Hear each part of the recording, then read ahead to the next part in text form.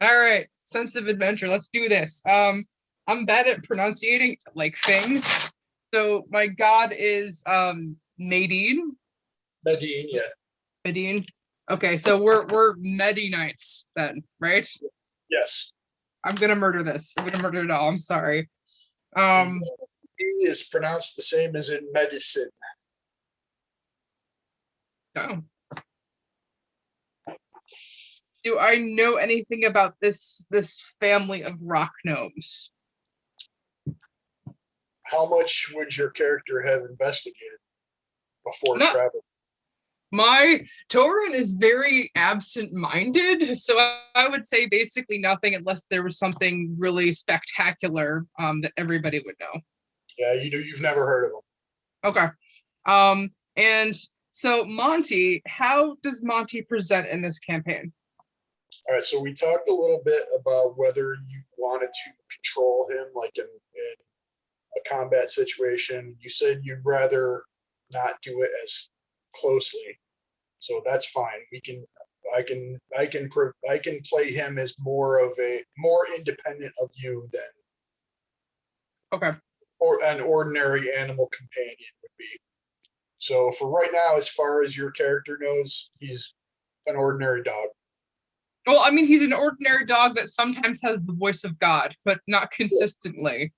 The other than what you already asked about the family of rock gnomes, about the town or anything like that. I am from Old Arayulin. Say that for me, please. I will murder it. Old Arowlin. Arowlin. That sounds better. I am in Blackshore. I got my zodiac thing, which is odd but cool. Basically, I'm there to say, hey, this is the most awesome faith ever, and or find this random person, Baymar, a word I could say. And there's one other reason that I was here. Yep. There was a strange trade going on to the north. Yes? To the west. To the west.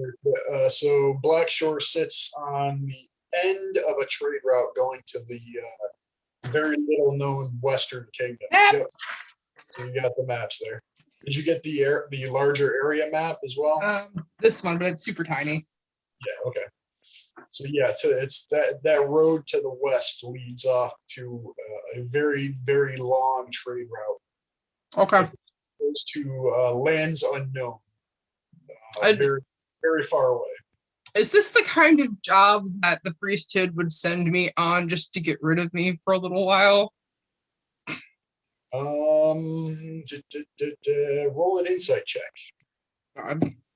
I got a 19, and I'm a wisdom-based character, so that's probably higher than a 20. Yeah, 21. That's a lot. You get the impression that what they've told you to do, unless it's very minor things happening in this town, it's probably a little bit above your capabilities. And that they probably have some sort of hidden reason for that. So when you were given this mission, you would have gotten that impression from your superiors. Okay. Which superior gave this to me? Who would be my contact? That would have been your the one that you had noted as your mentor there. Let me scroll through my notes here. The one paper that I did not print out.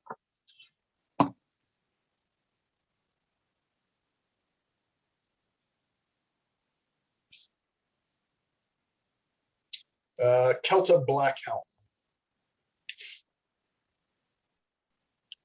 She was the one that made your lenses for you. She was the lady. Yes. She was nice. I liked her. Yeah, she was the dwarf who had made your lenses for you, your eye lenses. Okay. So she sent me here to do a thing. All right. You're quite certain that it wasn't her idea. She was kind of passing orders along from higher up than her. just based on the amount of, they paid for your passage on the ship that you came here. They gave you some supplies and stuff like that. So you're quite certain that it had appropriate backing from higher than her, but she was the one who literally told this to you. Okay. Couple of thoughts that I just had. Crap. What were they?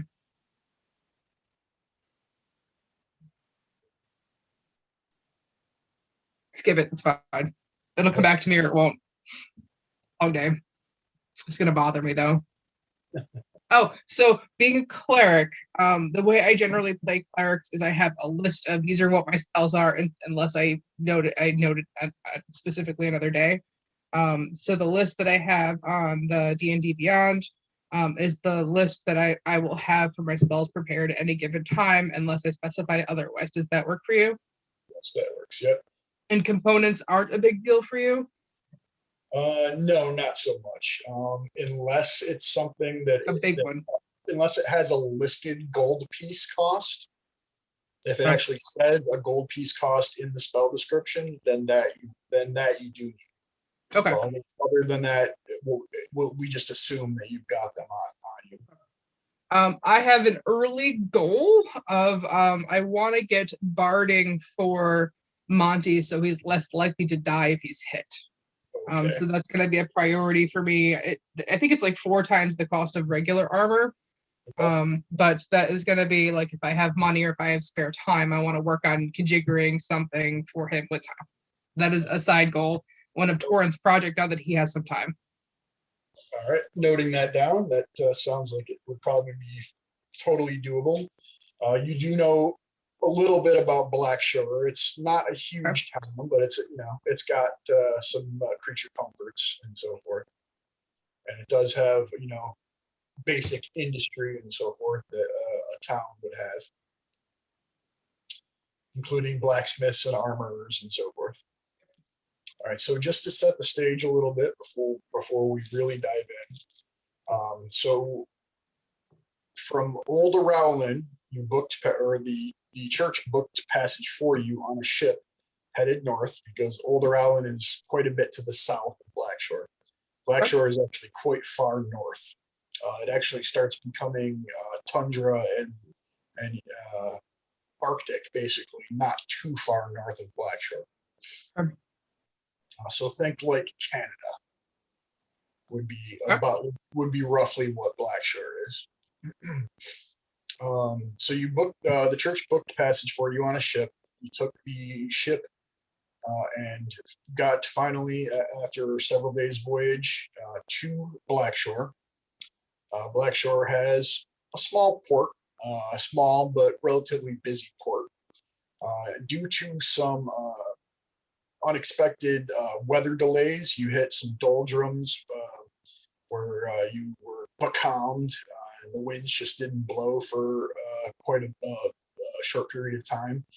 You lost some time, and you ended up getting into Blackshore almost in the nighttime. Like it was just twilight. It was just starting to turn dark when you finally arrived in Blackshore.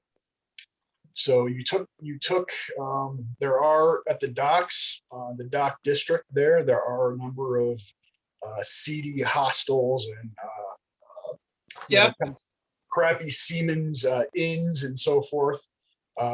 They're not anything particularly nice to stay in. That most of them have rats of various kinds.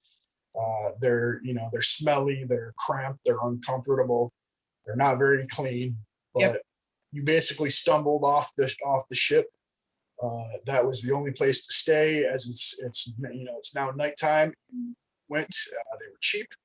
You don't have a whole lot of money, so you took it and you spent the night there. Okay.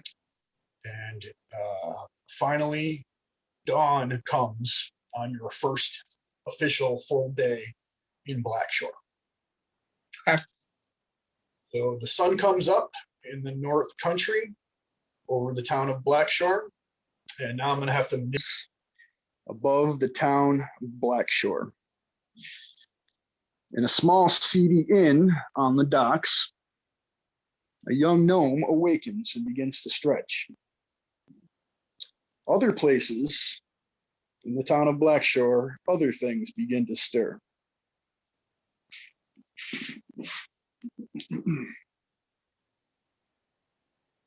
In the cemetery, town cemetery, two guardsmen stumble across what appears to be a recently robbed and murdered corpse.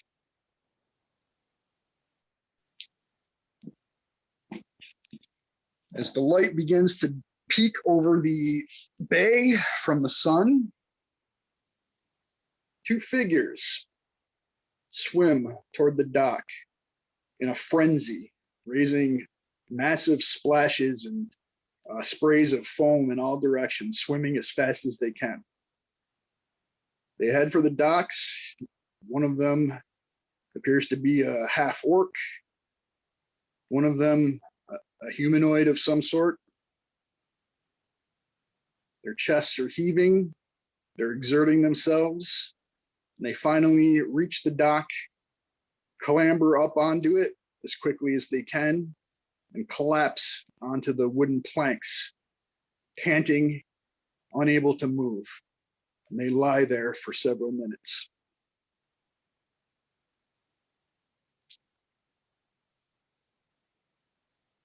Four figures gather in a courtyard with a white marble fountain to one side. Flowering plants decorate the space. All four figures begin to raise their voices in song as they appear to greet the sun over the horizon. Their song continues for several minutes and envelops most of the district that they are in currently.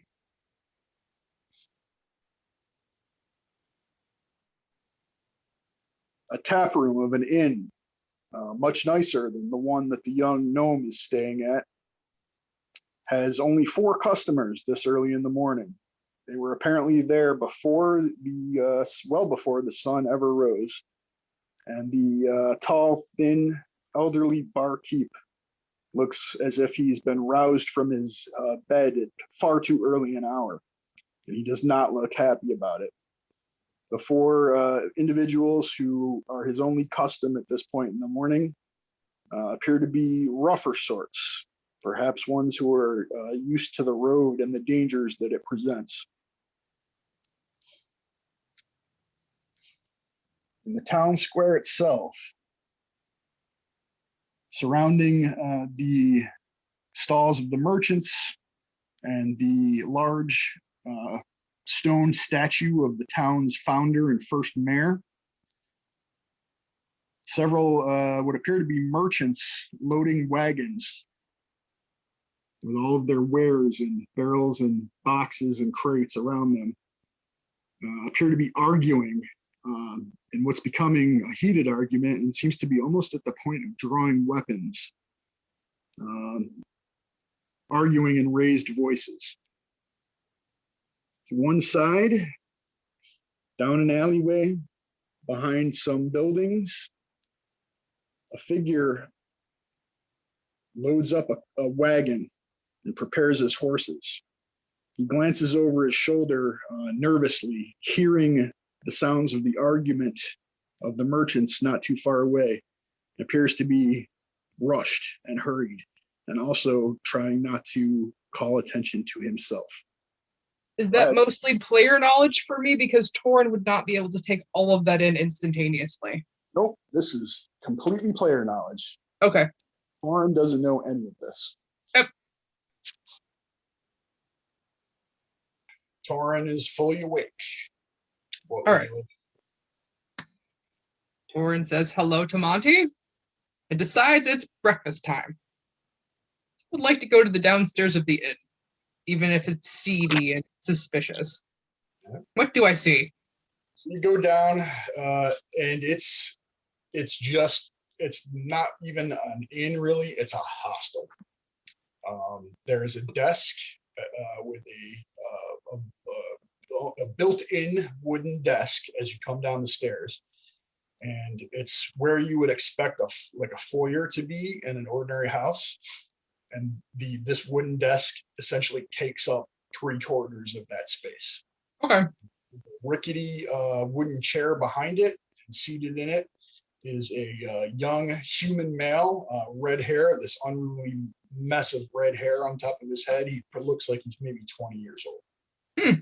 He's just kind of, it looks like he's doodling on a piece of paper. He doesn't even pay much attention to you. Do I smell anything that might be like breakfast? Make a perception check. Natural 20. Natural 20. I'm gonna keep this die forever. It's gonna be ones the rest of the day. You do, in fact, smell what smells like cooking food, and with a natural 20, you know for sure it is not coming from this building. Okay. All right. So I'm gonna do a heavy sigh. Did I pay this person already for my stay? We'll assume you already paid him, and it was very cheap. So there is that. All right, so I'm gonna just sigh really heavily and say, "Hey, Monty, I guess this is not gonna be where breakfast is. Let's scoot." And I'm gonna leave the building and literally follow my nose to breakfast. Okay. The first place I smell breakfast. That's not fish. 20, easy enough with a natural 20. So you walk outside, and it only takes you a couple of turns down some of the unfamiliar streets, and you come across a street vendor. Okay. He's actually got a very first of all, the fact that it's this early in the morning, it's just first light, and this guy is out, kind of surprises you a little bit. The street is almost deserted still. You've gone back a little bit, just like a couple of turns from the actual docks themselves.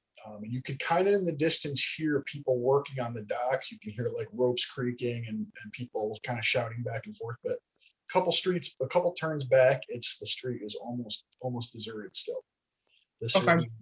But this guy is out there, and he's got an actual cart, which is made out of metal, surprisingly.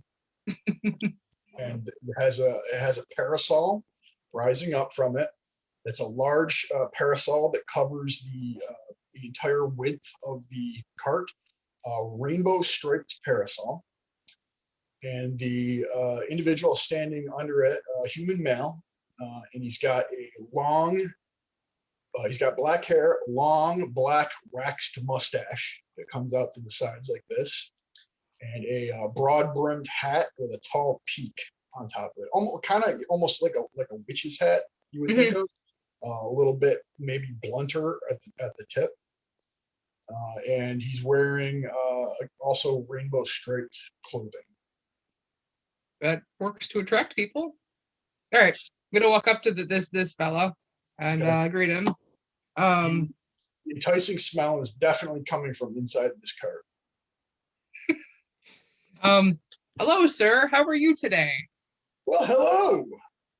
Good to meet someone this early in the morning. Perhaps the enticing aroma of my wares has brought you to give me some coin this good morning. My nose literally walked me here this morning, sir. Tend to do that when the Salamagundis around. Yep. And I must say, like, this cart, like where I'm from, we do a lot of metalworking, and this cart is like a new and improved addition to what we had in my old town. It's very nicely made. Oh, well, thank you. I wish I could take credit for having made it, but I simply was given it, I suppose. Okay. So what do you have for foodstuffs today? That would be the Salamagundi that I spoke of. All right. I would like some. I don't know what that is, but I would like some. You will never forget it once you have it. And he pulls out, he opens up a compartment on his cart, on the side of the cart, and he pulls out a wooden bowl and a wooden spoon. Oh, was just for you, or did the dog need His name is Monty. I'm gonna turn to Monty and say, "Hey, Monty, do you want some breakfast?" And Monty will probably drool. Okay. So certainly a bowl for Monty as well. Yep. Very well. And he takes out another bowl, takes it, and he goes into a top compartment, slides back a lid, and pulls out a large metal ladle. Pulls back another compartment, and this billowing cloud of steam comes out of this compartment. And the scent just goes everywhere, spreads everywhere, it just spreads down the street. And he takes the ladle, scoops out a heaping ladleful of a sort of brown, you're not sure what. It's a brown mush of some kind, and slaps it into the wooden bowl. Puts the wooden spoon in it, hands it to you. He looks very proud of himself, I'm sure. He does indeed. How much I owe you? That would be 3 per bowl, 3 copper pieces, please. Okay. I give him 3 copper pieces. I take this bowl, I sniff it. It smells decent. It's probably not a dish I've ever seen before, I would assume. Never seen anything like this, but it smells very good. Yep. So I'm just gonna eat it and with no abandon. Did you want the so he takes the second bowl as well, and he slaps another ladleful of Salmagundi into it. Would you like to give this? I've had experiences with dogs before. I don't really want to hand it to him. Food protection, that whole thing. Yeah, he's got a lot of opinions too. I'll take it and give it to him. Fantastic. Here you go. Here you go, Monty. That'll be 3 copper for that as well, please. Yep. I wrote that down on my sheet.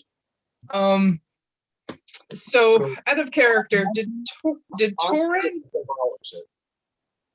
Go ahead. Monty just devours the bowl like rapidly. He's way ahead of you. Okay, so I know it's not poison. That's good. It wouldn't be poison. Nobody would poison me. Nobody knows me. So a back knowledge for Torin. What was the deal? Was I supposed to meet this family on the shore? Did I have a location that I was supposed to go? So I just supposed to wander around town? So the only thing you know is that you're there to meet the Glimmerglass family of rock gnomes. Okay. You weren't given, but if you look at your map,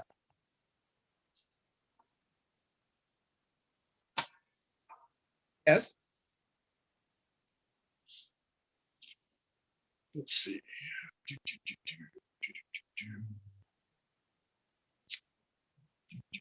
Yes.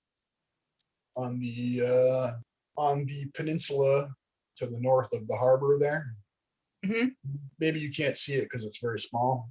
You said your map was small. Yeah. So you see where the word Blackshore is? Oh, this is the little tiny one. Yes. Can you read that text that's right there above it?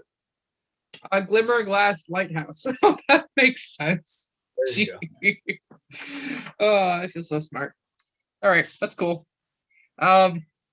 So I have time to meander, and did they have an idea on when I was supposed to arrive? I don't want to be rude, so I want this information in the back of my mind. Yeah, no one told you a specific time to arrive. So I could take my time doing things and stuff. All right. How far is that area? Like, if I was just looking at a map and just had basic map knowledge, how long would that take to get there? So you don't have your map foot right now. Yeah, the map that you have is very rough, Mm. and you get the impression that it was really just a hasty sketch. So you don't really know how representative of distances it would be. You don't think it's very accurate, probably. Okay. All right, good information to know. At least I know one good place to stay. We're gonna say good lately. All right, so I'm gonna turn to this individual at this cart. And your Salmagundi, by the way.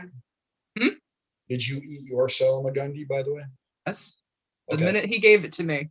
So it turned it from the taste of it, it's some sort of long cooked meat product. It's definitely meat. So if you think like sloppy joes or something like that, Huh. and it's got probably some tomatoes. There's a definite taste of onions in there. Sort of long simmered caramelized onions. It's actually quite good, but it is kind of a formless mush. Hmm. The taste is quite good.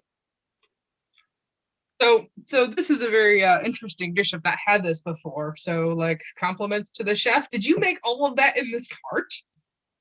I did, yes, every day, in fact. How? Like where are the things to make it? Well, if and he opens one of the compartments on the side and he starts setting out some onions and then pulls out what appear to be some sort of pepper and he sets those up there. Pulls out what appear to be some tomatoes, sets that out there, reaches into another compartment. He pulls out two large, sharp kitchen knives, and he's like, "This is how it starts." And he starts just dicing them into pieces, like blindingly fast. My He's like, jaw just drops. yeah, he's like one of those chefs that you see at like Ichiban, where they train him to Yep. flip things around and everything. And he just is completely demolishes and dices these vegetables that he set out in a couple of seconds flat. All right. So you start with the knives. He starts flipping them into another section on top that's right next to the steaming section that he served you from. And he starts flipping them in there, and he says, "I'm going to let these cook for a little while, and then it's time for the meat." And that's how you get salmon gundy. mhm. That was amazing, sir. I've never seen such a thing in so many compartments. That's great. Feel free to tip me if you like the performance. I will give him one extra copper piece because Wow. I have no real idea what to do with money. So it works for me. That is so kind of you. I hope you stop back again. I can't wait to see you again, and your companion as well. What is your name? I don't want to get people confused while I'm here. I am the famed purveyor of the Selmagundi. My name is Breland Tarth. Hi, Braylon.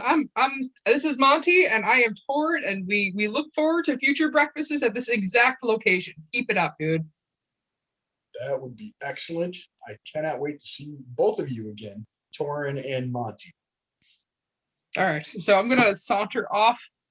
Um I Torn is very amazed about this cart though, because it's shiny and it's put together and it does really cool things, including food. Yes. Yeah. So And it does appear that he keeps it in good repair, and you would imagine he probably polishes it every night.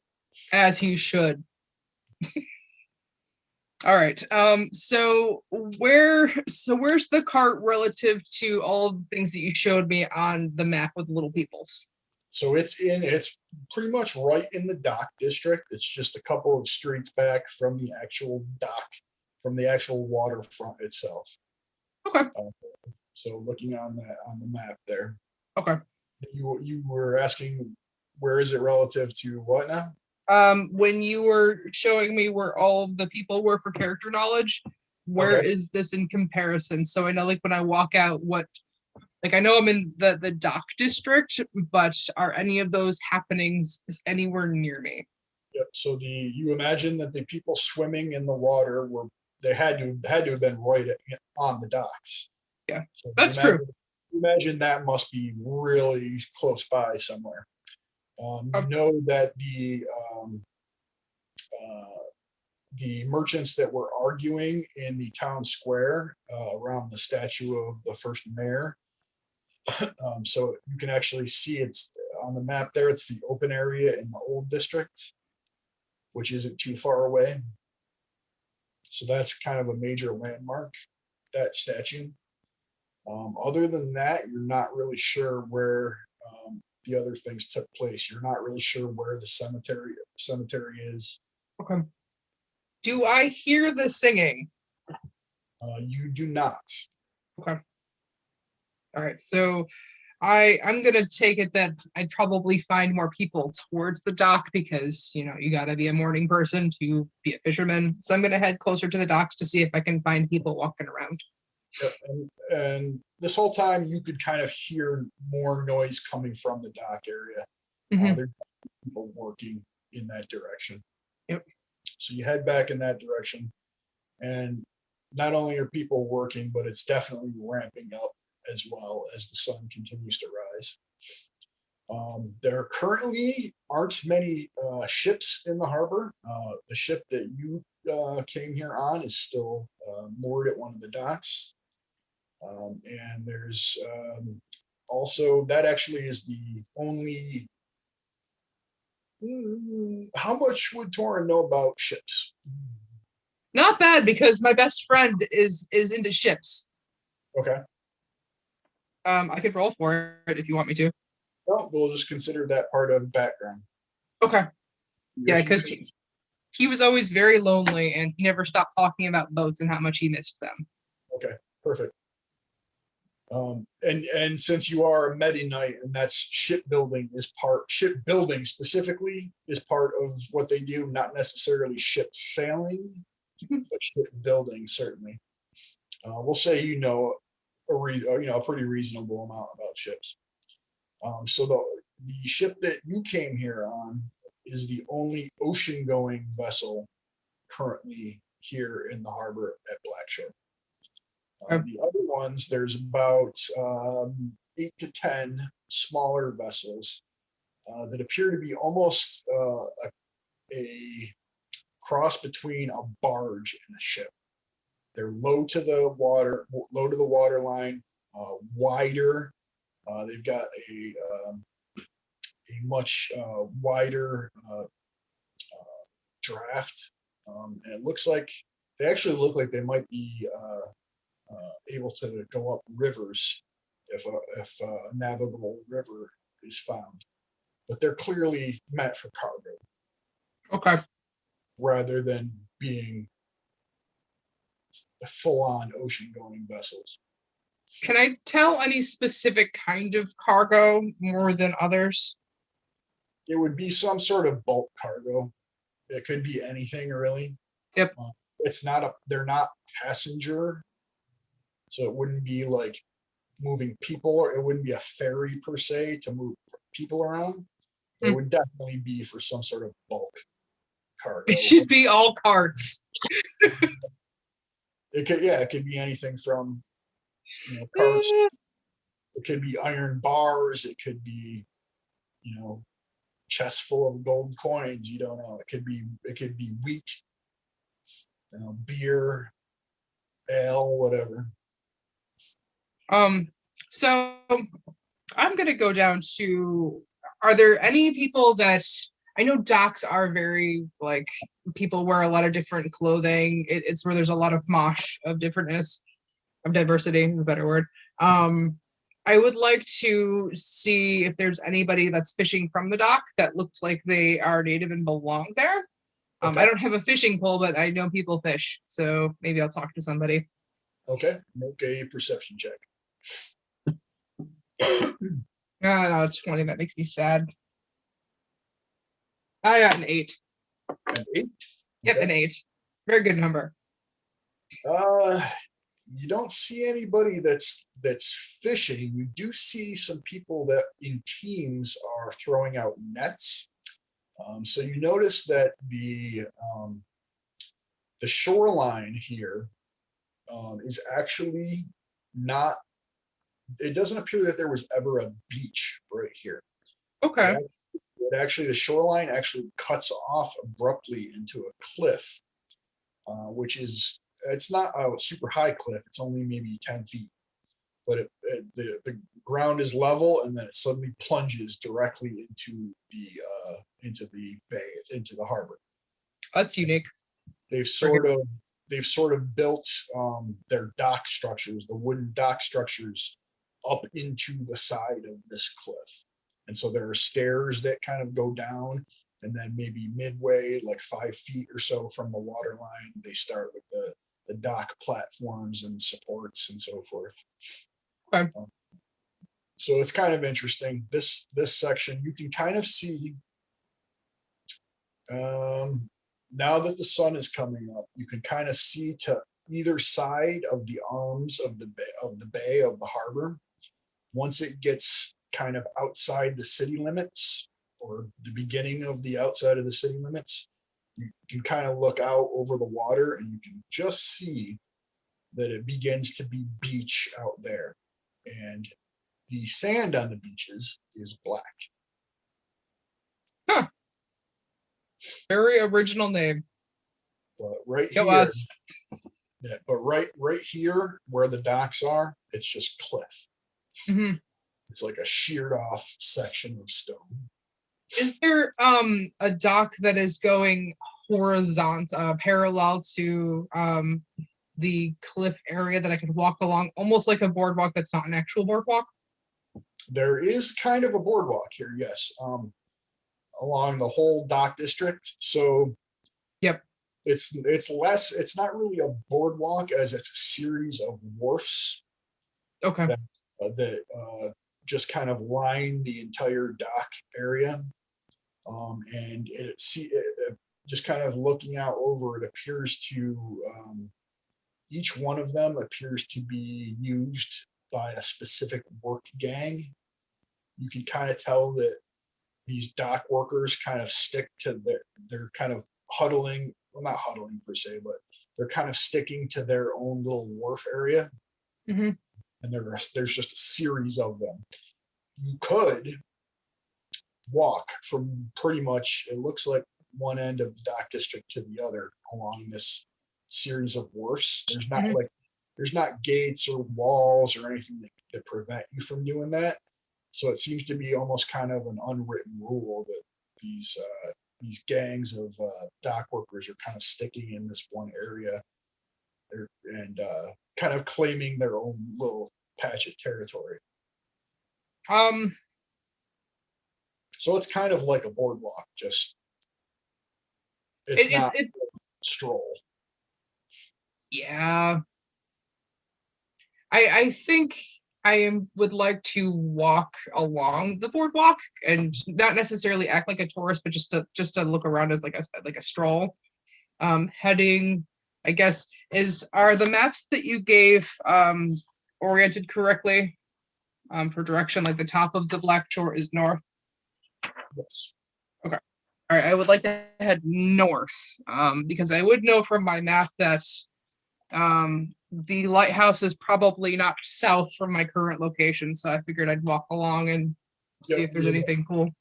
Yes, you would have to go north from where you are to pick up the trail that leads out to the lighthouse. And I'm looking for a fisherman or somebody that is relatively normal and does not seem like they would be hostile or hurried. Okay. So while I'm walking, I'm looking for somebody like that, even if I couldn't find somebody like that here now. Okay. So you proceed along, heading north, and as far as you can tell, you're not starting at the far south end. You, from your map, you're guessing you're probably starting out somewhere around the middle of the dock district and heading north. And immediately, right away, you start getting weird looks as you're walking along this series of wharfs. The dock workers, especially with Monty, and the fact that you're a gnome, most of the dock workers that you see, the majority of them appear to be humans. You do see a smattering of half orcs and dragonborn working in the docks. You're not 100% sure, but maybe there's some half elves kind of scattered in there. No gnomes, and you don't see any dwarves either. So they're all big folk. So the fact that you're a rock gnome and you've got Monty with you, you're getting some looks. Roll an insight check.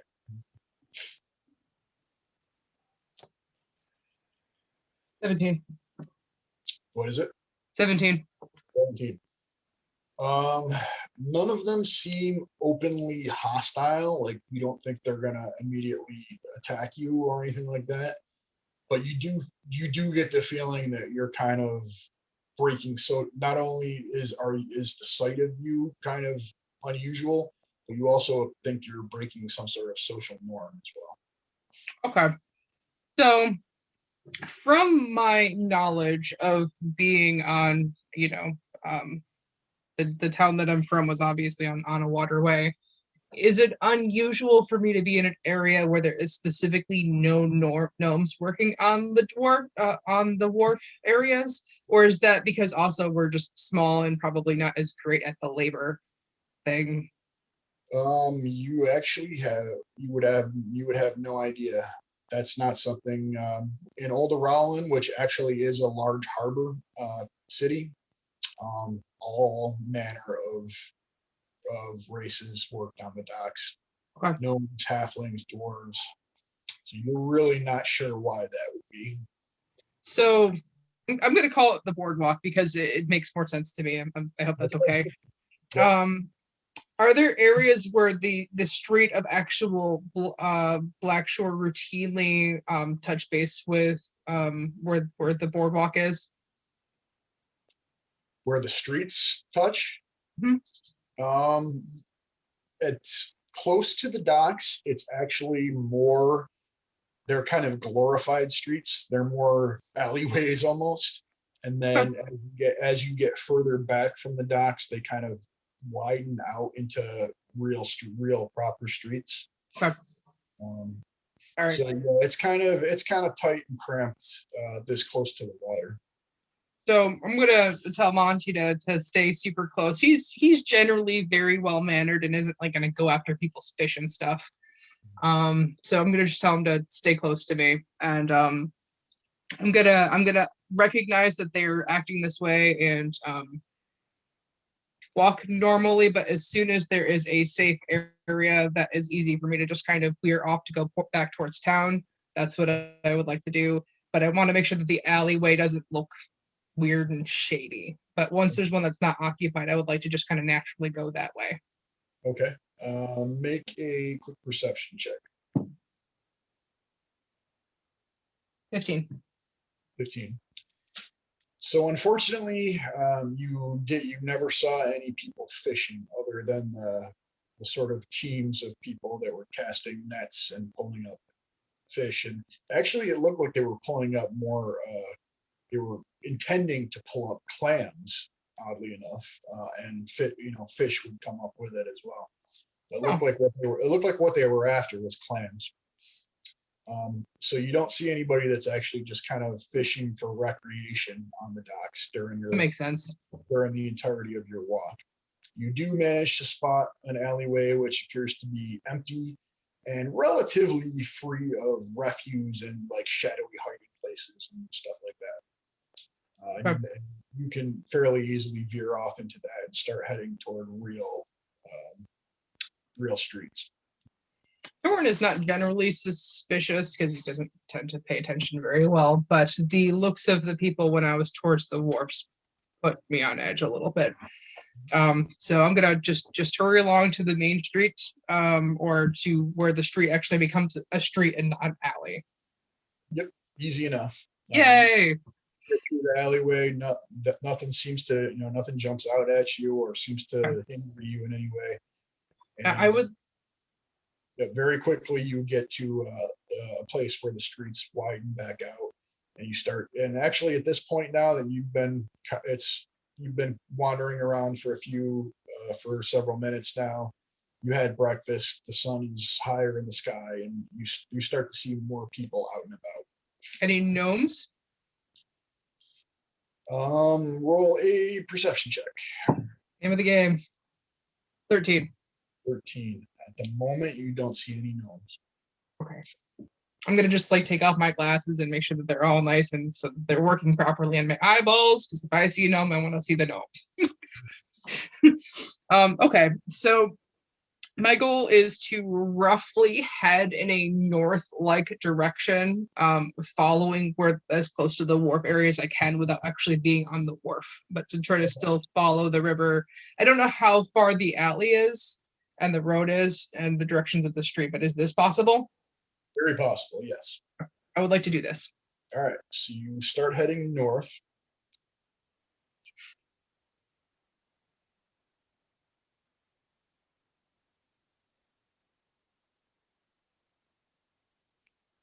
Let me just make a note here. Torin made friends. End story.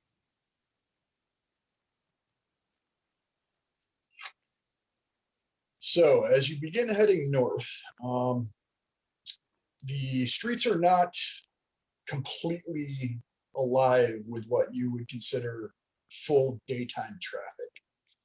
You do see quite a number of people, and as you head north, it gets more and more congested on the streets.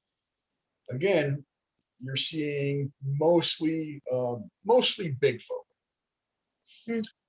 As you are wandering around, you do start seeing like a smattering, you would estimate maybe 1 in 20 of dwarves. Okay. Probably about the same, maybe the same number of halflings, maybe even a little bit less. No gnomes. You continue walking. Interestingly, you don't get any strange looks though. Now, nobody's really even looking at you twice at this point. Yeah. And you notice that as you get further and further north, the buildings become nicer. The people are dressed better. They seem to, rather than sort of rushing around as they were on the docks, they're kind of moving at a more leisurely pace. The streets are in better repair and cleaner the further north you get. Finally, the street opens up and you're looking at a wide expanse of green field. And at this point, it's basically high summer right now. That's the timing of when you're here. Okay. And it's just a field of lush green grass. And you can see it kind of goes upward at a slight slope from where you are. So you're at the bottom and it slopes upward from you at a slight slope. And then there's at the top of that slope, there's a large mound on top of which are tall stone fortress walls. And you begin to hear what sounds like chiming. Almost, you would think it's almost kind of like bells. It doesn't seem to be in any kind of harmony. It doesn't seem to be a song. Just ding, ding, ding, ding. And kind of interspersed in it, sporadically, you hear what sounds like singing voices. Could it be an indicator of time? Say again?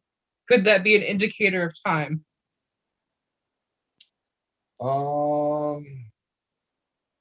Because we use bells a lot in my faith. I assume other places don't necessarily use bells the same way, but you can use them to tell time. Yeah, that doesn't really seem to fit with what you're hearing. Yeah. Okay, so I have a giant field, there's a hill and a fortress-like thing in front of me. Is there water nearby? You're a couple streets up from the harbor. Water is. Huh. All right. Well, I would assume that that's probably what my toppy map says is this castle area. You can see that's the walls that you see. You can see the castle clear as day. It's up on the hill. It's probably okay. That's still a good maybe 200 feet from you from where you stand right now. You're kind of at the edge of this large grassy field, which is it's a good distance across. I'm at that point right before you start to look awkward for standing there. Is what you're saying? Yes. Do I see any guards or anything near the walls or patrols? You do see what appear to be some sort of guards at the entrance to the castle. Yes. You have seen, incidentally, you have seen sporadically throughout the town, not very many, you haven't seen very many of them, what appear to be some sort of town watch, and what they're people that are wandering around in full studded leather armor with pole arms, and they've got painted yellow helmets and epaulets on their shoulders.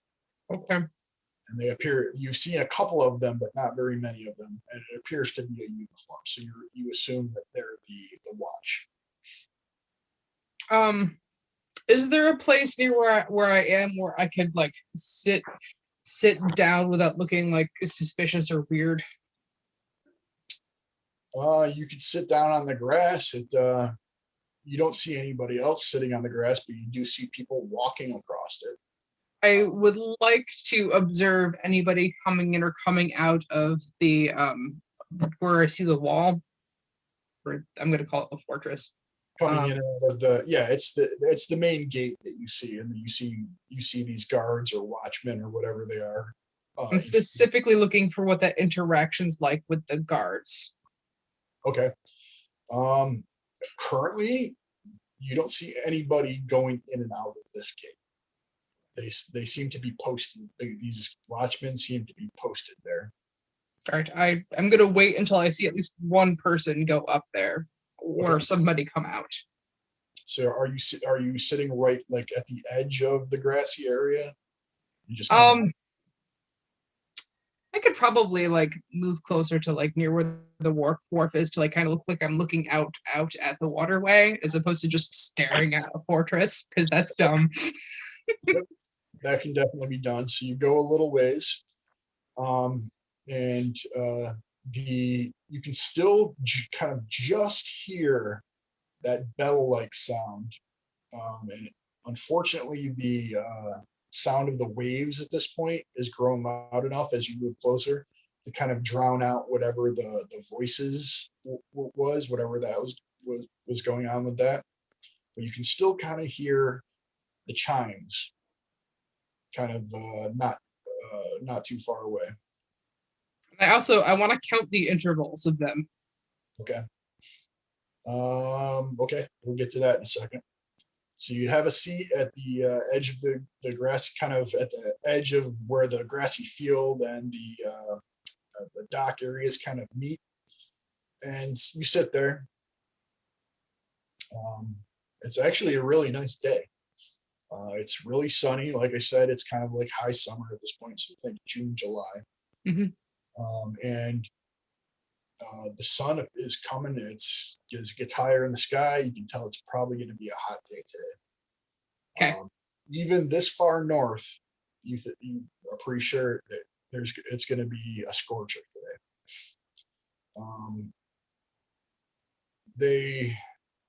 The guards or watch or whatever it is that they are, there's 3 of them that you can see now that you kind of sit and are able to take it all in. They're just posted at the door, at the gate. And most people, you do see people moving around here. Most of them seem to be crossing the grassy area to get to somewhere else. Very few of them even come anywhere close to the castle, although you note that the ones that do come close to the castle are the finest dressed people that you've seen all day. Okay. I was thinking it was something like that. Okay. And the interval thing. Make an intelligence check. 16 of average. So yeah, 16. As far as you can tell, it seems to be really random. Okay. All right. I can go with that. There's a lot of new things when you go to a new town. All right. So, and one quick scan for any fishermen or locals. Okay. Just one more. I will let you have a perception check for that. Yes. 21. Take that. 21. Yep. I'm wisdom based. All right.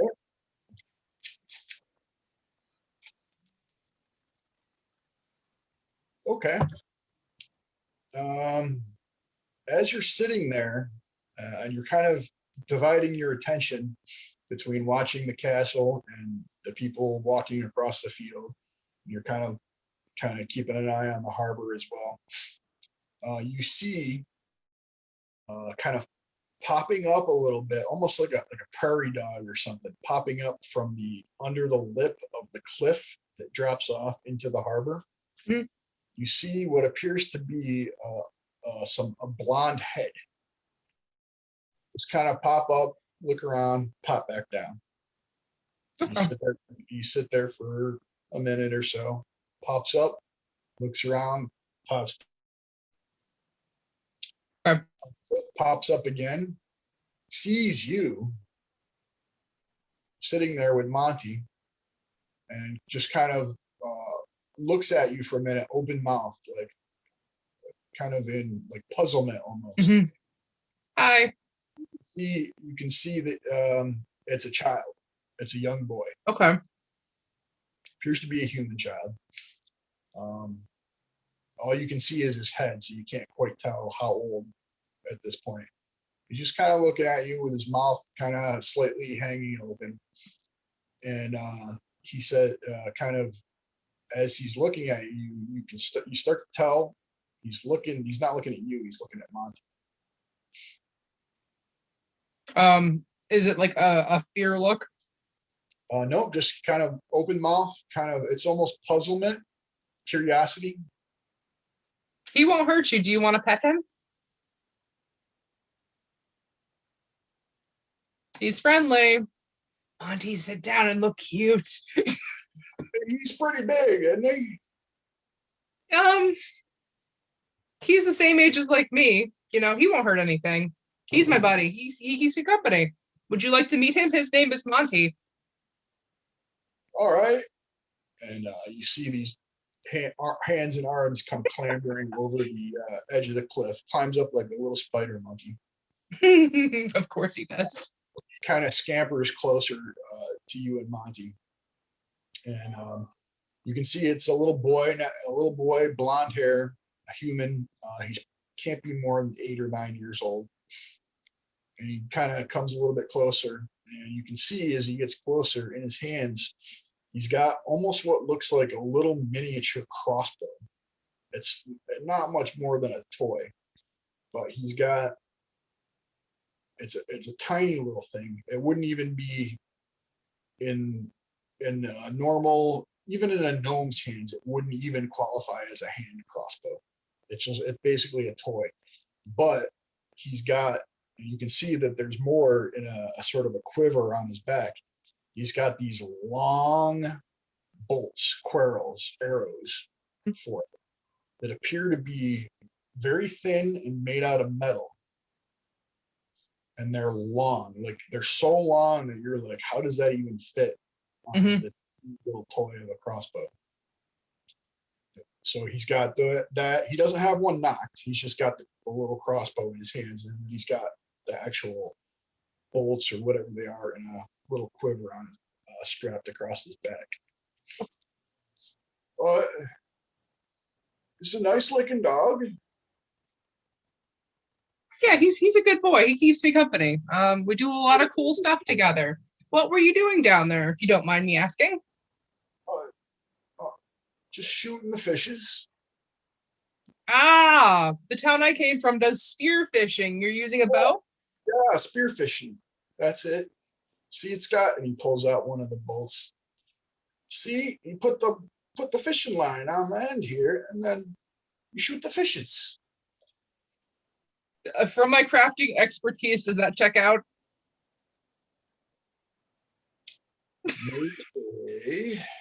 Make a wisdom check.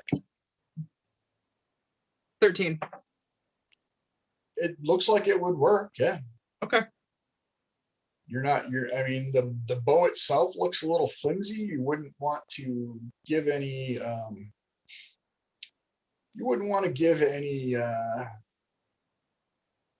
weight to exactly how big a fish that it could actually land. The bolts seem to be pretty well crafted. Cool. Did you build this yourself? No. these I got from my dad, and my uncle helped me build this. He holds up the crossbow. Very cool. I don't have a crossbow. Can't compare it. This looks like it's these arrows look like they're very well crafted. Very well crafted. Um, I'm new in town. I have some questions. Do you have a second to talk to me? Maybe. Can I pet Monty? Absolutely. Monty. You won't bite, will he? No. Monty, don't Okay. bite. He reaches out his hand. He's kind of tentative at first. He just kind of, with just his fingers, he just kind of scritches Monty's head on the top of his head. And then when he realizes that he's not going to immediately get bitten, he actually starts stroking his head and down his back. And he kind of does that. He just kind of continues that absentmindedly as you talk to him. I'm gonna give Monty the unknown command of lay down and show your belly and look cute.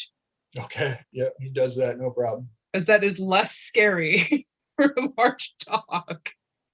Yeah, see, he keeps me company. Sometimes, it's lonely traveling and trying all these new things. So I have a couple questions, and I know you're younger, but I was very curious when I was a kid too, and I found out some really cool stuff.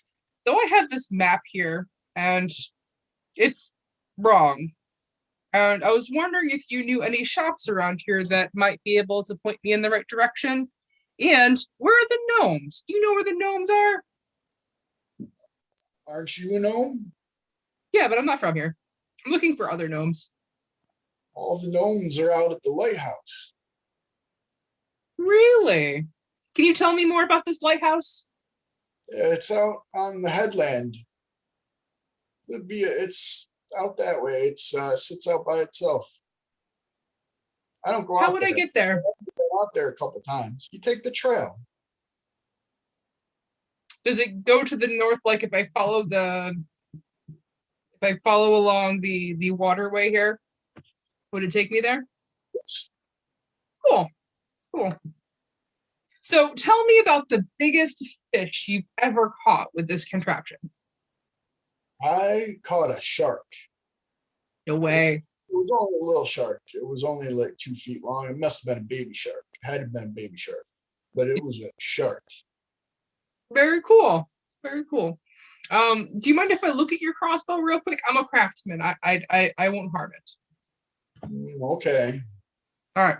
I'm gonna examine this thing and see if there's a way I can make it a little more efficient. So you don't even have to roll anything. So right away, it's just made of flimsy materials, and it's very lightweight. It's just made of wood, and it appears to be some sort of like sinew or something is the string. You could do, and you could build. You would 100 ways you could build this better. Yep. Are there any like cracks or things that are unstable that I could mend really quickly as like a thank you to give it back to the kid? Any what that you could mend? I would like to, like, if there's like a crack in it or someplace that it's less stable, I would like to fix it. No, it seems like it's in pretty good repair. All right.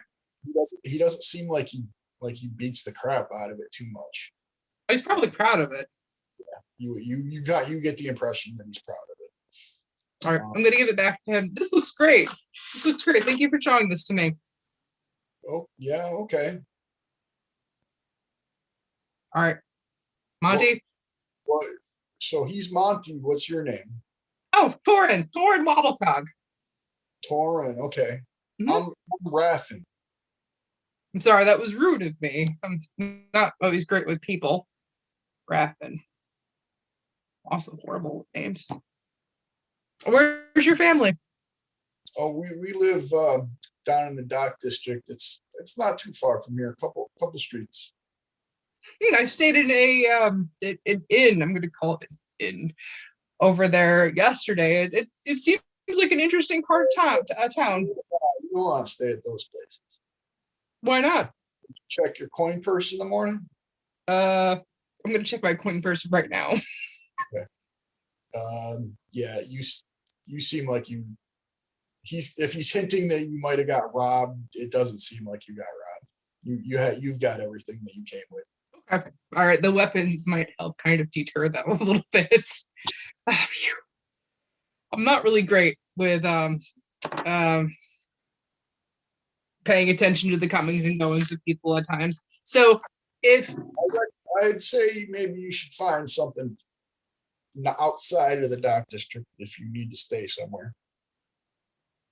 My daddy always says that those people can't be trusted. he's probably right. Probably right. All right. Well, I'm going to leave you to your fishing. Thank you for taking some time to talk to me and spending time with Monty. It was nice to meet you. Oh, it was nice to meet you and Monty too. Did you happen to see anything? You're new in town, you said, right? Yep. Got here last night. Did you come with a big half orc, maybe? Did I come with a big half orc? You don't remember any half orcs. I don't remember any half orcs. Must be lots of newcomers in town today. What do you mean?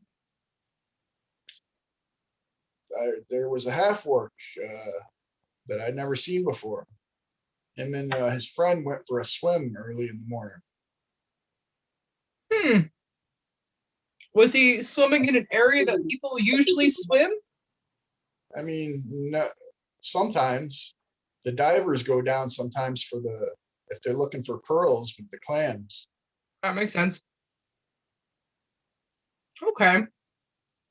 But Well, I figured he might be with you because I've never seen him before and I've never seen you before. when is the last time you saw him?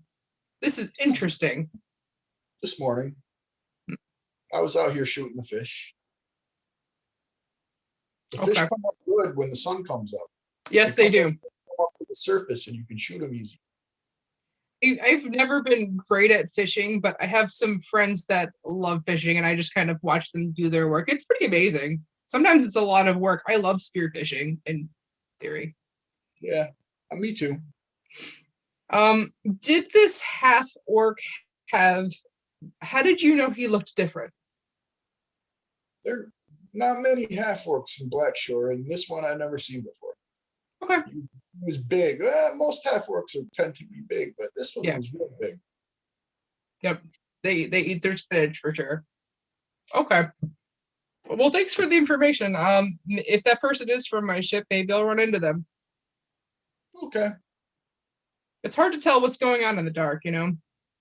He might have gotten off with me. I don't know. But thanks. Yeah, thanks. See ya.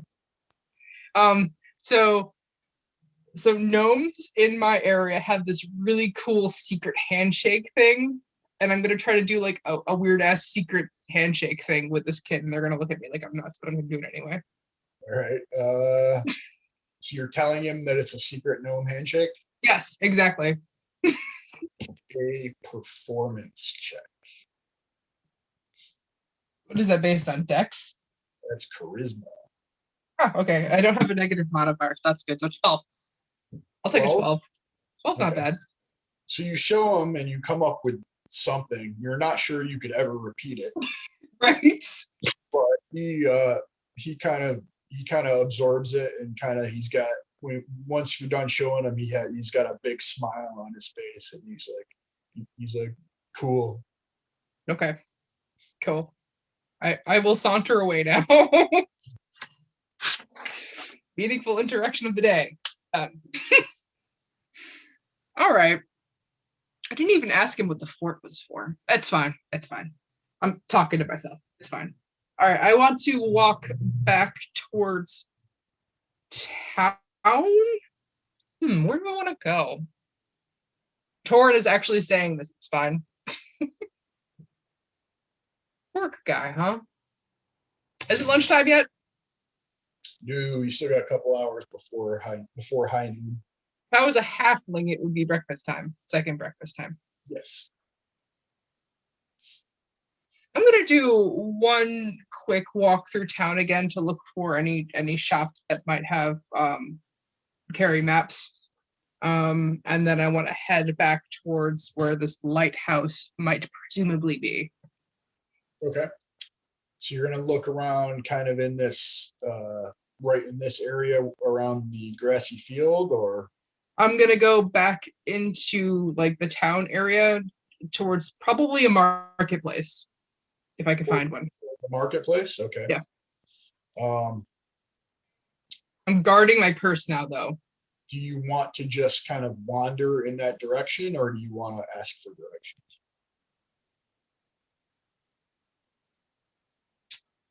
I'm gonna wander. Okay. I would say, I'm trying to take in what the town is all about and okay, beautiful. So make an insight check. bad. It's bad. It's a bad number. 9. 9. Okay. Yep. You It's bad. kind of get lost a little bit in the sights and sounds of this unfamiliar town, and you're probably not paying as much attention as you should be. In fact, you bump into several people and kind of jostle them a little bit.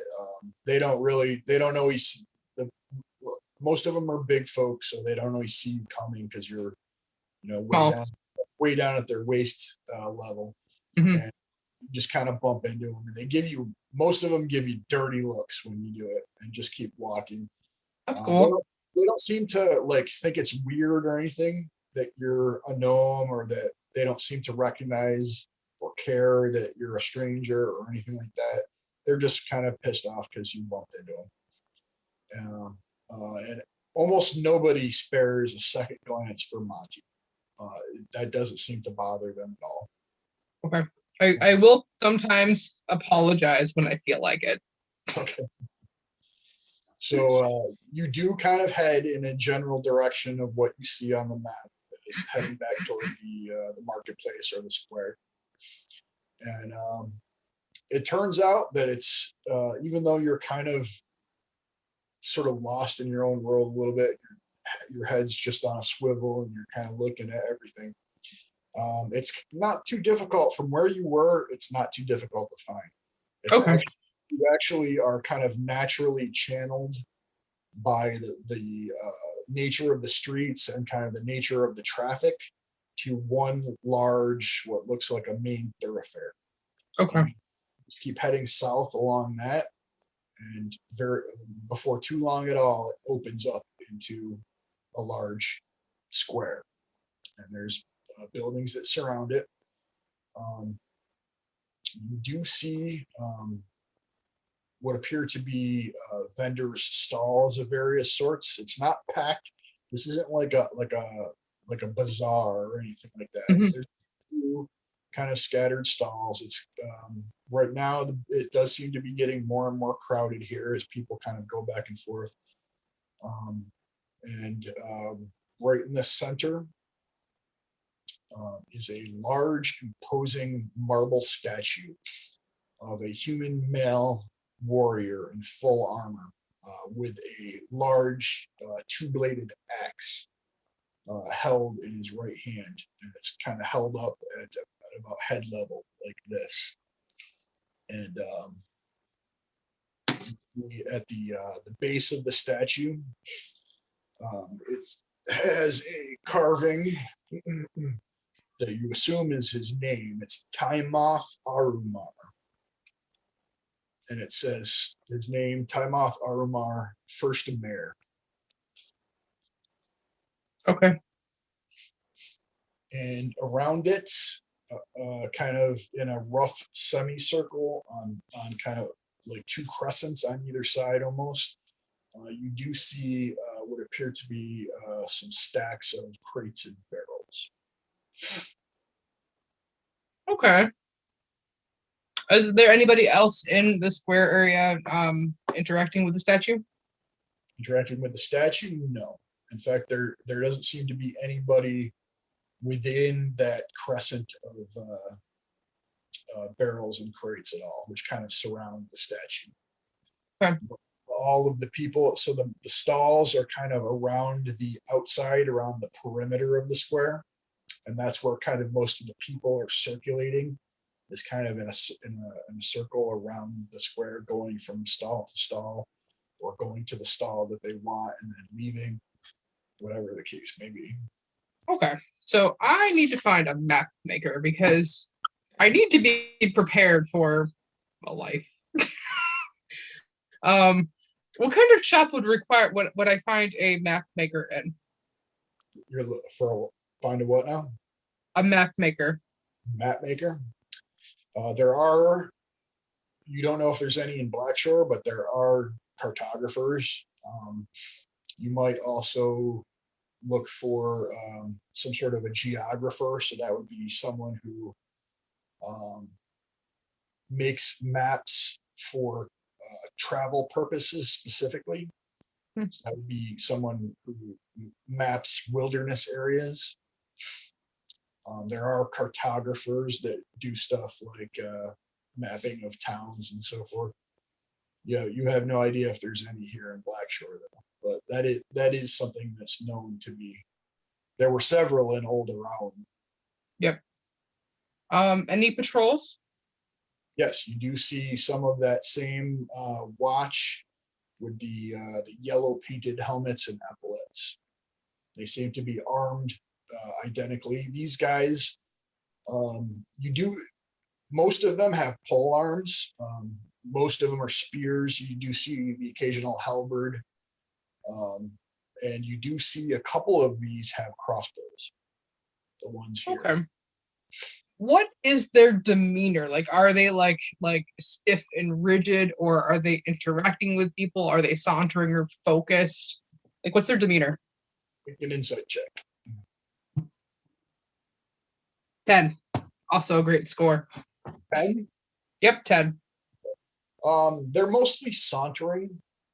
You do notice that nobody seems like they're afraid of them, but they are kind of sauntering around. You can tell that they feel like they're in charge, but it doesn't seem to inspire fear in anybody, or most people don't even really seem to notice them, honestly. Okay. All right. So what I would like to do is I would like to find one of the people in the market. Is there like a place that has like just a couple like articles of like food? Like, yeah, parts? There are a number of fruit and vegetable vendors. You also see somebody who was selling bread, but he appears to have been mostly cleaned out. You get the As impression, he should be. that bread goes very quickly. Possibly this guy might have really good bread. You're not sure. That's true. But yeah, his stall is almost cleaned out already, and it's not even like mid morning yet. But yes, quite a few fruits and vegetable vendors. Okay. The bread. You don't see anybody selling like meat or anything, or anything like that. Fish. You see one guy. Nope, there is nobody selling fish either, oddly enough. You do see one guy selling what appear to be pastries, like decorated pastries. But yeah, that's probably about it. One of the vegetable vendors does seem to be selling bowls, like bowls of diced vegetables and fruits and stuff like that you can eat as street food, right there on the spot. But most of it seems to be people are buying food for their homes. Okay. So Torin wants to find one of those sets of people that you just described, the friendliest looking, less hassled person you could find that has like single-use fruit, like apples or something. Okay, just pieces of fruit and stuff. Yeah, I'm just gonna grab it as a snack and for an excuse to talk to someone. So you are looking for a fruit vendor specifically. Yes. Looking for a friendly face. And you kind of almost immediately single out a very large, rotund dwarf. Oddly enough, this dwarf is unshaven. He has no beard. and he's just has a wide, very red face, a big, bulbous, very red nose, bare face, and basically the only hair on his head is a top knot that starts kind of in the middle of his forehead and goes in a braid all the way down his back. Got character, I can tell. I'm good at telling these things. You're gonna tell him he's what? I said he's got character. I can tell. I can tell these things. He's a character at least. So he kind of sees you coming as you approach a little bit closer. He kind of his eyes dart over to Monty a little bit and just kind of like, what's going on here? He doesn't seem to be weirded out or hostile or anything to Monty. He's just kind of wondering why you're coming up to him with a dog in tow. And he just kind of looks at you and kind of waits for you to make the first move. There, my name is Torin. I am looking for a snack this morning. What you got? Looks like you got some tasty things. I have a very wide selection of fruits.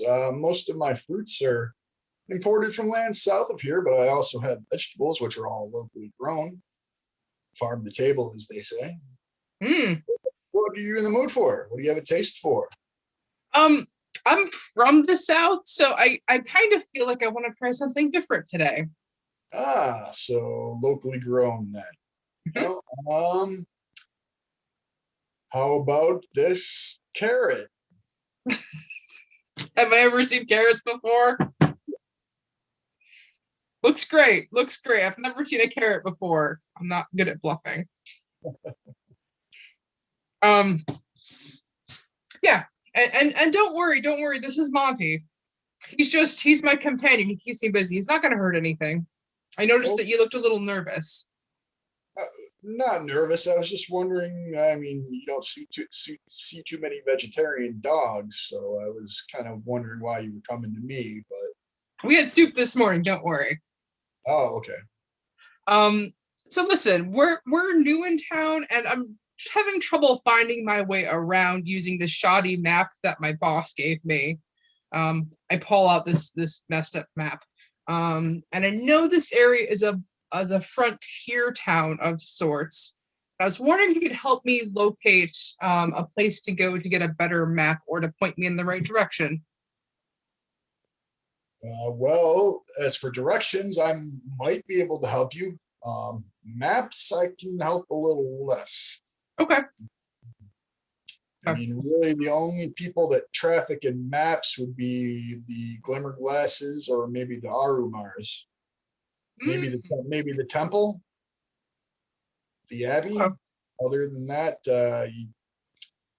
I mean, there's a lot of call for nautical charts around here, but not really maps necessarily. Do you know why there aren't any fish at this market? I thought that was a little weird. Oh, the fishmongers are down by the docks.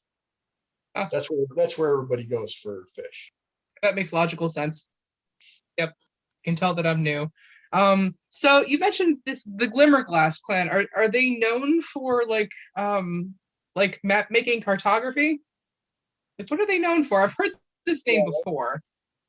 I mean, you know they're gnomes too, right? Yes. Okay. So you're new here? Okay. Sure. So they run the lighthouse. They're not known for maps, but they do have a library. So that's why I suggested them. They probably have maps of things. They're really smart. They kind of keep to themselves a little bit out there. I mean, they kind of have to on account of what happened to old Garen Glimmerglass. So they like to do magical experiments. Sometimes it doesn't go so well. It doesn't sound like they fit in well here. Would that be fair to say? I mean, no, they come to town every so often. They're very nice people. Maybe a little eccentric. Yeah, we're They, gnomes. they never cause any harm to anybody. In fact, I mean, they're real good if the goblins come out of the moors or something. They're always right there with their spells and so forth, Spells. helping fight them off. So I mean, nobody's got Um, anything against them, and nobody wants to have their house blown up. You know what I mean? that's true. That's true. Unfortunately, that happened a lot. Where I'm from, we did a lot of the test runs of substances and devices, and there were chunks of town that you just didn't go to anymore. Is that like a gnomish thing, or I mean, Well, I'm a no, forge no, cleric. no, I don't mean any offense or anything, but I mean, is that something that gnomes do, or Well, it's I don't know funny too you much. should say that. Well, people that are like me of the gnomon kind, yeah, the gnomon kind tend to be more curious and not as great at thinking about long-term applications of things. And so we are great at making new things and forging new forging into new waters. However, sometimes things just explode. Yeah. Gotcha. Okay. Best explanation I got, man. So you mentioned Garen Glimmerglass, and then you started to look a little uncomfortable. Do you mind Yeah. sharing with me a little bit more about that? That's a new name too. Yeah. So old Garen he's not around anymore. There used to be another lighthouse on the southern headland. Okay. It's not there anymore. Okay. So they built the new lighthouse on the northern headland. Hmm. It was bad. I'm probably one of the few people that remember it. Um, most of the humans and so forth just don't live that long. It was I reckon it must have been 45 or so years ago now. Was it an I explosion? don't remember exactly, but it was about 45. Do you think it was one of those explosions? Oh, I know it was one of those explosions. You could see Right. it from miles away. Big old fireball rose up into the sky. We had stories of people at sea could see it miles away out to sea. And the noise, my goodness, you could hear the noise for all the way up to the moors, probably perked up the heads of a whole lot of goblins. Yep. Yep. We're gonna doing that too. Um. Old Garen, he was the patriarch of the whole clan of them that are in the lighthouse now. So they're all his children and cousins and nephews and whatever else they are out there. Mhm. That's a shame. I mean, that happens sometimes, but it's always really sad when it does happen. They tell me it's for science and for knowledge, but it's still sad and it still really impacts the communities. That's why I stay away from the science. Yep. Yep. You might be safer that way. Oh, did I pay him for the carrots? Yeah, it's like a copper piece. All right, cool. So I didn't anticipate seeing a fort and castle, which means that I probably should have done more homework myself, but that's neither here nor there. I'm talking to myself mostly. Can you tell me about the fortress on the hill? Sure. Hold on one second. Let me just take care of this customer over here. Oh, sorry. He does a quick transaction and then kind of comes back to you. I'm sorry. What were you saying? I was wondering about that nice castle on the hill. Okay, right. Yep. What Hmm. about it? Who's in there? Well, it was the mayor back when he was alive. Um, Now it's the town council. Um, and then, of course, really what it mostly is a place to go if the goblins come and they're Okay. too strong. It's just a defensible location. But yeah, the town council meets there. Okay. Yeah, I noticed the patrols and stuff, but it looks like this town's pretty okay. Yeah, I think so. I like it here. Yeah. Yeah. And you have delicious carrots, sir. Oh, well, thank you. I can't All take credit for him. These come from my farmers that I contract to give me a part of their harvest. But yeah, the fields are real fertile around here, so we get Good deal. good hot summers and good wet winters. So it makes for a lot of good produce. For your time. I won't keep you any longer, but thanks, dude. Well, no problem. Out of character, I can imagine that Towns have never heard of being called the dude before, and Thorn just says it and assumes everybody knows what it means. Okay. So you chomp the rest of your carrot. Yep. It actually is.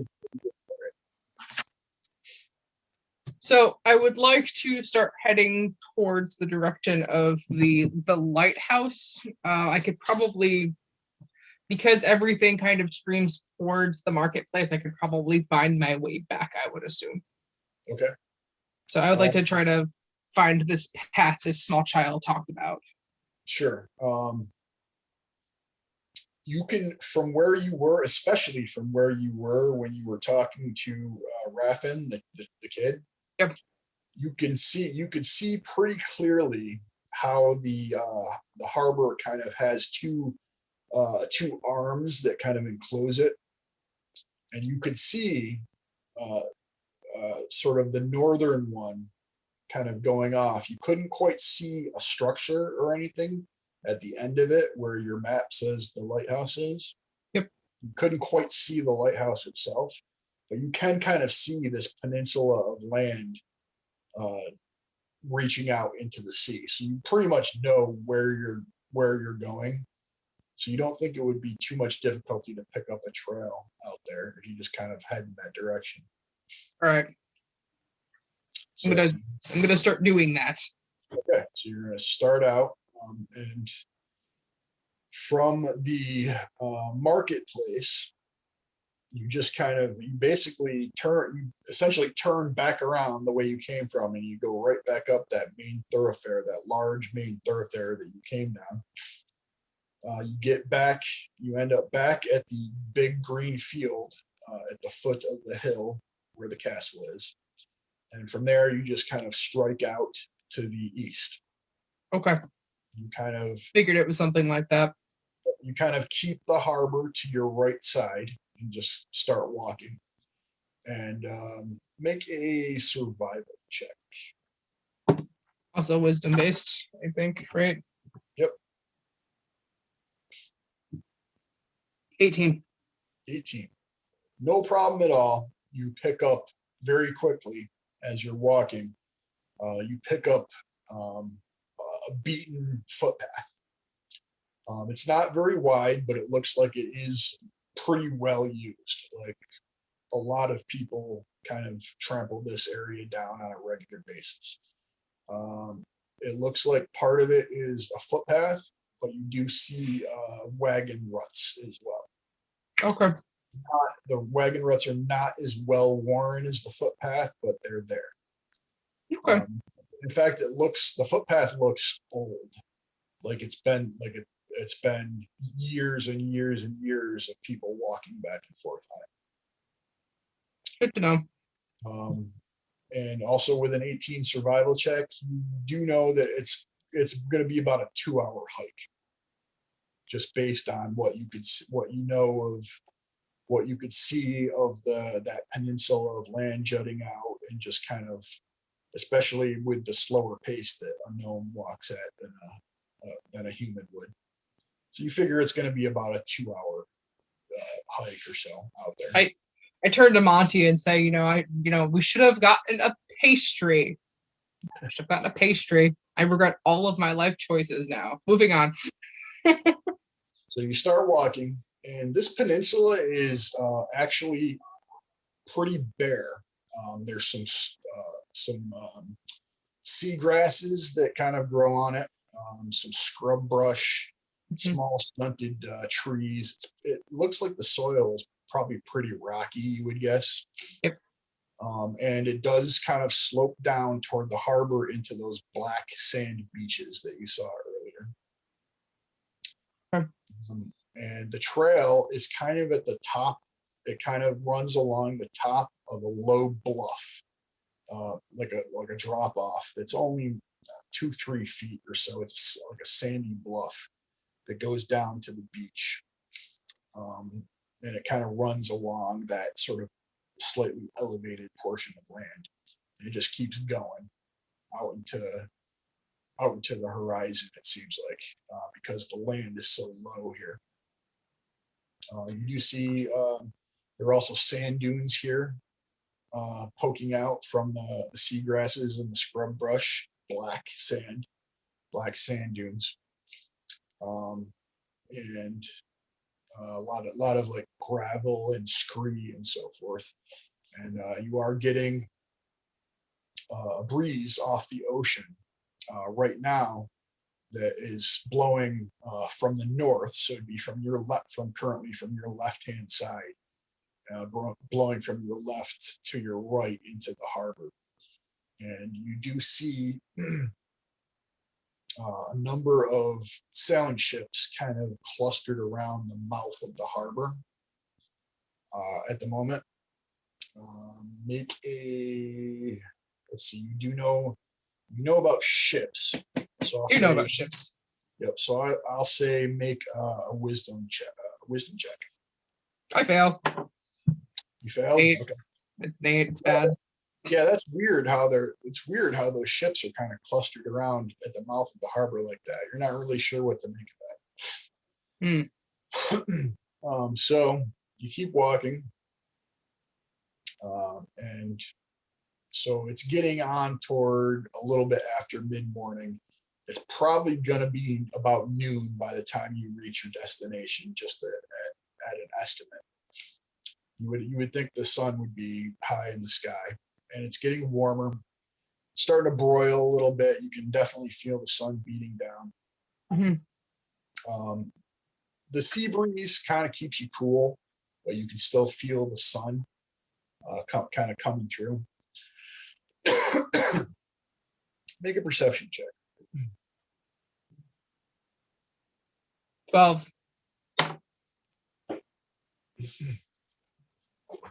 So you come to a point where the trail gets very close to the water.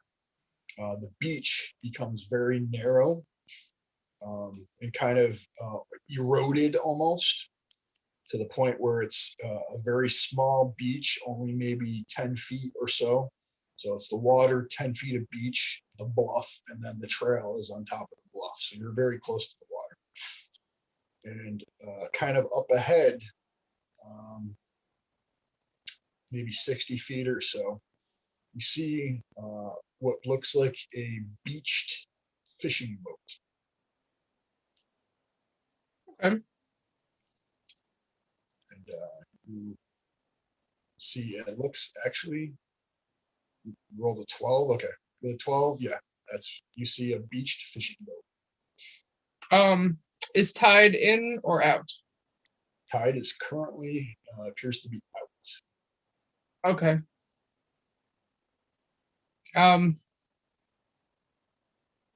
With my roll of a 12, would I be able to identify any tracks or indentations around the boat? So that if you got closer, I would let you make a survival check to do that. But it's still, I'm gonna go slowly forward. Okay.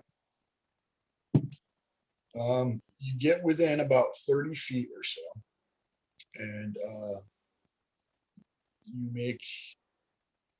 make out what sounds like it's this weird cross between a slithering and a clacking noise.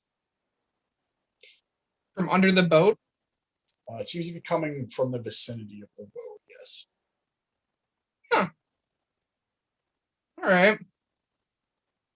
I would like to position myself behind like a sand dune or something that is kind of obstruct. I'm assuming there's a sand dune somewhere.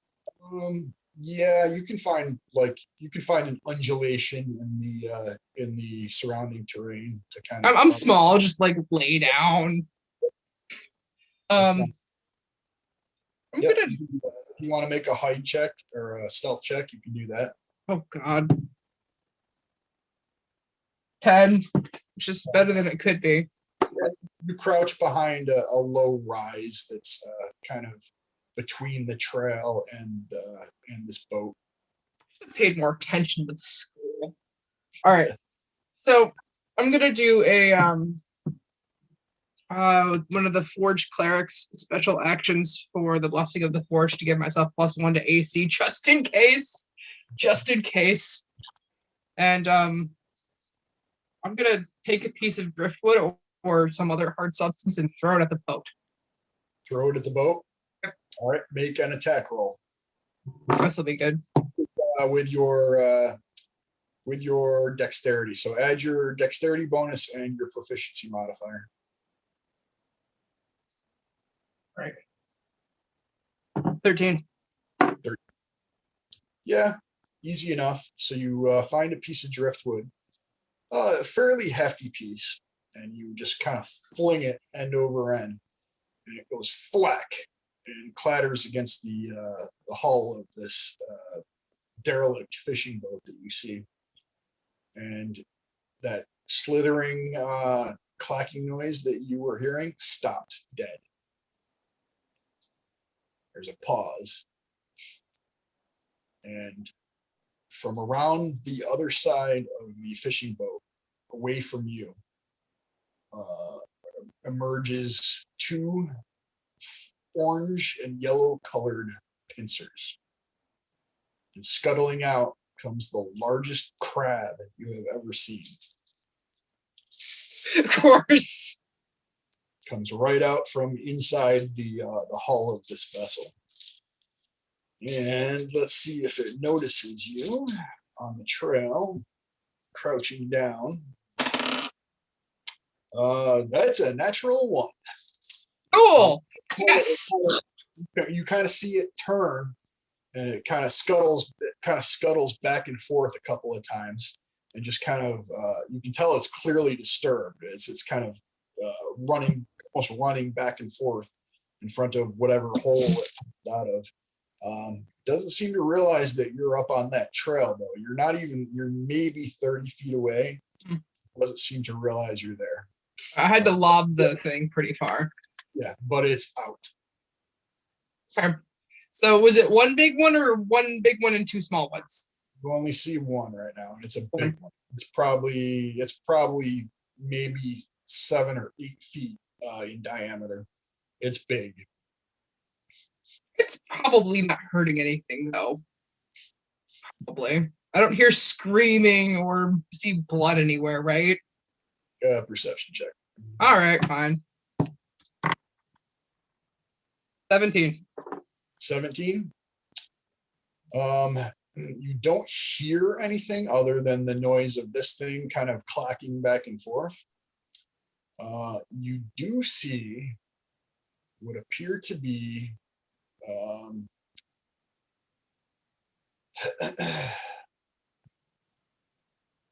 you would describe them as drag marks on the the same side of the boat that you are. So there's the trail, there's the open beach, and then there's the boat, and then the crab. In between the trail and the boat, you do see what appear to be drag marks in the sand, and you also see what appears to be a shirt, an item of clothing, at the kind of in one of these drag marks. All right, Monty. We have work to do. Why do we have to be the good guys? I guess we could have crab soup. Okay. So I'm a maid, right? Hold on. That's right, I'm a mage. Okay. Detect evil and good probably wouldn't make a difference because it's a crab.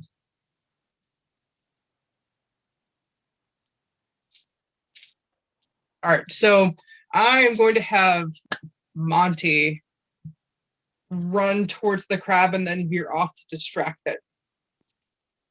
I'm going to go look at where the drag marks are. If it looks like it ran away fast enough. I mean, it's a crab, so it's not going to run very far. It's going to skitter. Um, do you do you want Monty to just keep running if it chases him, or what do you want him to do? um, I'm gonna like point to like back the way we came along the shoreline and tell him to loop back around, meet me here after. Okay, so you want him to lead it back toward the town or out toward the lighthouse? So the boat for me, I'm trying to envision this. So if the crab were to go towards the way we came from, it wouldn't have to go past the boat because the boat's further, correct? The crab is still kind of right around the boat. It's kind of going back and forth. It's not straying more than a few feet from the boat right now. Okay, so Haslet towards the way that we came, but along the beach, because it's probably not going to run along the road. Yeah, so to make it mad and then run in the other direction. Okay. So you send Monty out. What is his speed? Do you have that offhand? I'm sure I have it here, but I think he's 30. It is not his 40. He's a 40.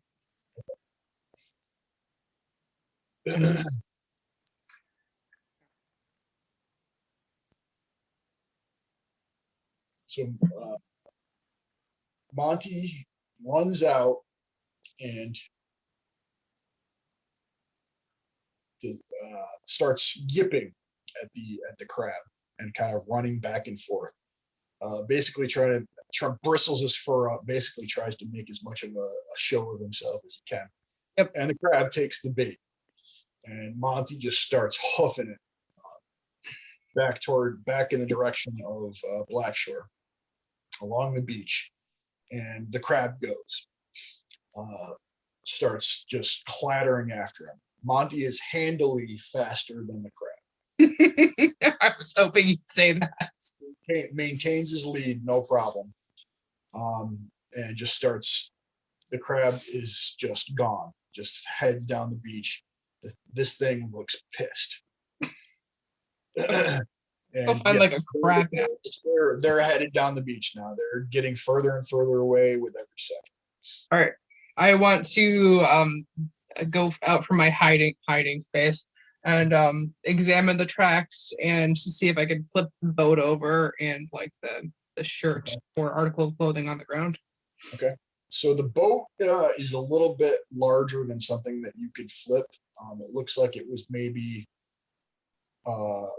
probably had a crew of maybe 4 people. It wasn't like a canoe or anything like that. It was like a pretty big.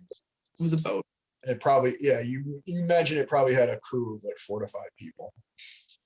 So it's a good size, especially as compared to a gnome. But you go and you take a look at the tracks, make an investigation check.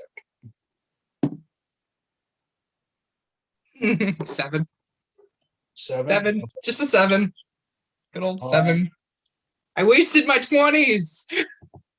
As far as you can tell from the tracks, it looks to you like something heavy was dragged away from the boat, so toward the trail where you were hiking.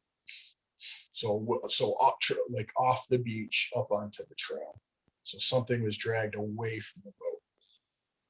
You kind of poke at the shirt that you kind of found. It was laying right in one of the tracks. It's looks like it's been there. It's kind of half buried in the sand. It's all sodden and kind of waterlogged, and looks like it's been there for maybe a couple days. It's maybe longer. What size? It's human sized, like big person sized. All right. I'm gonna briefly, like, I'm assuming the way that the ship is on the shore, there's probably enough space for me to look underneath it, at least because I'm small. I mean, it's still on its keel. It's just kind of canted over at one side. Okay. and It's not flipped. yeah, it's not quite flipped. It looks like it might, like, it's kind of precarious. It looks like you're on one side and the crab came out on the other side, closest to the water. Yep, and there's no safe way for me to get in there to check it out. So I don't want to die today. If you went around to the other side, you're light enough that you think maybe you could, if you could climb around, you might not tip it over with just no weight. All right, I'm gonna check it out briefly then. Anybody that's in there is probably dead, but if there's anything remarkable, like people are split up on the inside of the boat or something, because obviously there's more than one person or organism doing this thing. Judging by the number of crew that would be on a boat like that, yeah, there would be more than one person. Yep. So I just want to clamber up there, take a real quick look at it, and then head back towards where my small investigation told me that there might be tracks. Okay, you want to try and climb up it? Yeah, I'm gonna climb up it quickly. Okay. Make an acrobatics check, or an athletics check rather. Well, whichever one's better for you, athletics or acrobatics. Athletics. Yep. 13. 13. I'm done with this die. It's not too difficult. There is a broken section of what basically the mast kind of came down at an angle, and you're kind of able to use that as a grip point to get up on the side of the hull and kind of climb over. So you climb over and you manage to get yourself on the deck, and immediately you notice that on the side closest to the water, a good quarter to a third of that entire side of the boat is just missing, and it's a big gaping hole right into the boat itself.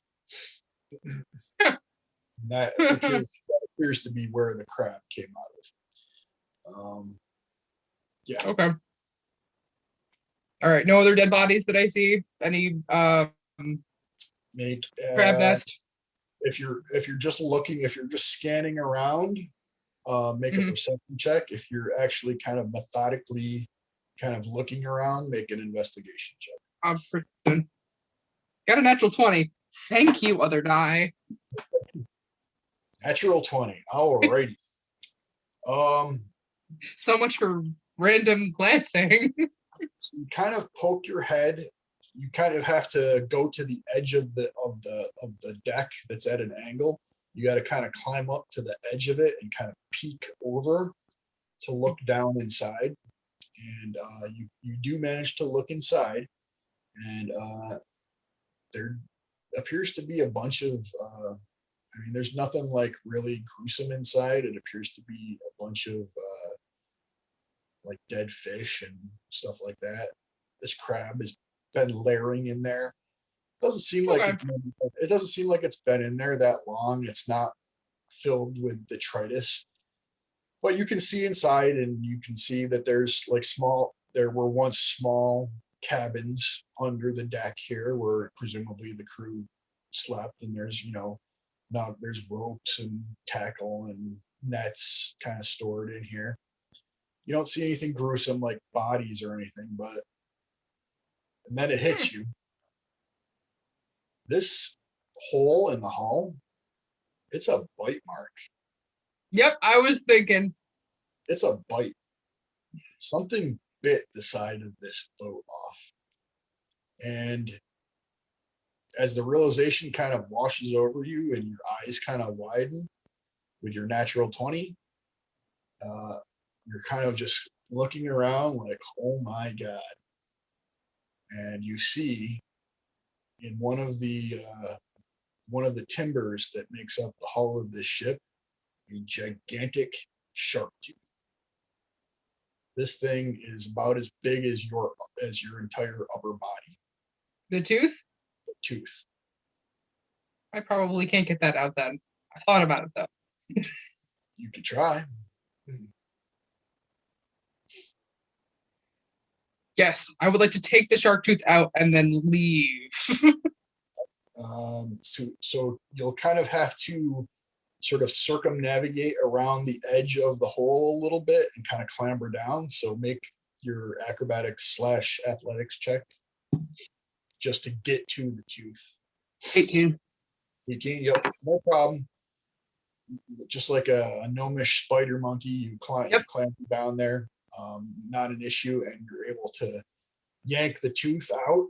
It actually comes out relatively easily. It's not like it seems like it was embedded pretty good, but you imagine it's just so sharp that it just kind of easily comes out. This is for science. It's big. I mean, you can barely hold on to it. It's literally like the size of your torso as a gnome. But yeah, you got it. I mean, it's not super heavy, but it's cumbersome and it's sharp. I don't. If I put it in my backpack, if it fits in my backpack, I'm just gonna hold on to it and try not to cut myself with it. So I'm gonna head back to. People are dead. They're dead. I'm gonna head back towards like following where the footprints are back to my main path and wait for Monty. Okay. Yep. Easily enough, you can get back up to where you were. You're just gonna kind of wait for him where you released him, basically. Yes, I will do a whistle that probably means nothing, but makes me feel like he's coming when I call him. Okay. So you sit and wait, and yeah, it takes him probably a good 30 minutes to kind of make his way in a circle and kind of come back. And you can kind of on the breeze hear a clacking sound. So you're pretty sure the crab's not too far behind.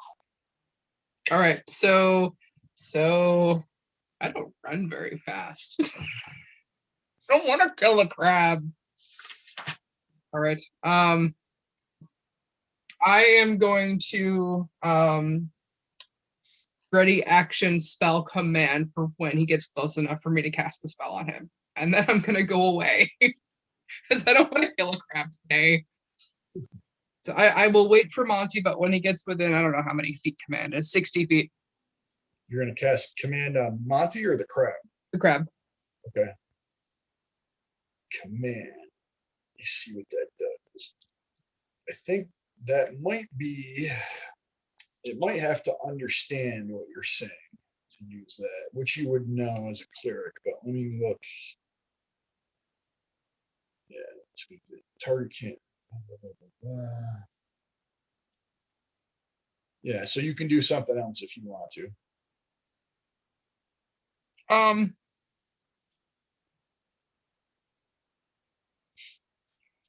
wonder if Monty went back to where the ship is, if the crab would just stay at the ship. Yeah, so I'm gonna yell out to Monty, say, "Go back to the ship." Well, you're still go back to the ship you came on, or the ship that capsized. Okay, you're still kind of right there. Oh, okay, all right. Unless you wanted to start moving toward the lighthouse further. I would like to move closer to the lighthouse. Okay. Yep. You can do that. Do you want to wait, or do you want to? I mean, Monty will catch up with you because he moves much faster than you do. So if you just wanted to start in that direction. Okay. I bet we'll tire out the crab actually if we both run. Right. All right.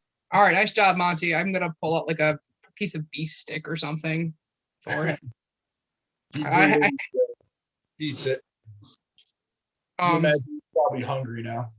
Yeah, probably. Yeah. So do you think this is a good spot to stop? Yeah, this works.